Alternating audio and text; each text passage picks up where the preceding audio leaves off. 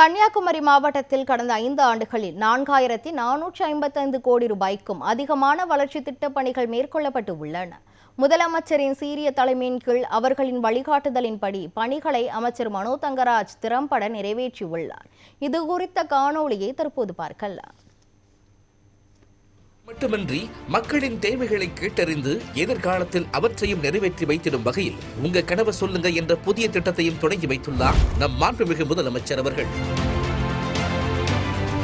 இன்றைக்கு இந்திய துணை கண்டத்திற்கு வழிகாட்டுகின்ற ஒரு ஆட்சியாக திராவிடர் மாடல் ஆட்சியை முன்னிறுத்தி அதை தலைமை தாங்கி நடத்துகின்ற நம்முடைய மாண்புமிகு முதல்வருடைய வழிகாட்டுதலும் நம்முடைய மாண்புமிகு துணை முதல்வருடைய துணையோடும் பல முன்னெடுப்புகளை நம்முடைய மாவட்டத்தில் வெற்றிகரமாக நாங்கள் செய்திருக்கின்றோம். 100% மக்களுடைய பேராதரவோடு 2.0 இந்த திராவிட மாடல் ஆட்சி நிச்சயம் நம்முடைய மாண்புமிகு முதல்வர் தலைமையில் தொடரும்.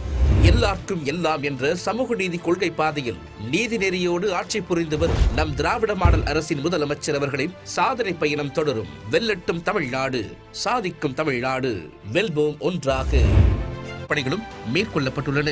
ரூபாய் 2 கோடி மதிப்பீட்டில் வேலிமலை தொடர் மலையேற்ற சுற்றுலா தலமான முல்லை பூங்கா பணிகள் என இவை மட்டுமின்றி மக்களின் தேவைகளை கேட்டறிந்து எதிர்காலத்தில் அவற்றையும் நிறைவேற்றி வைத்திடும் வகையில் உங்க கனவு சொல்லுங்க என்ற புதிய திட்டத்தையும் தொடங்கி வைத்துள்ளார் நம் மாண்புமிகு முதலமைச்சர் அவர்கள்.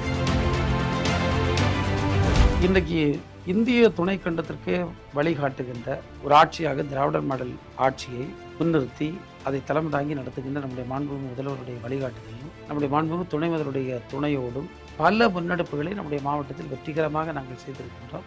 100% மக்களுடைய பேராதரவோடு 2.0 இந்த திராவிட மாடல் ஆட்சி நிச்சயம் நம்முடைய மாண்புமிகு முதல்வர் தலைமையில் தொடரும்.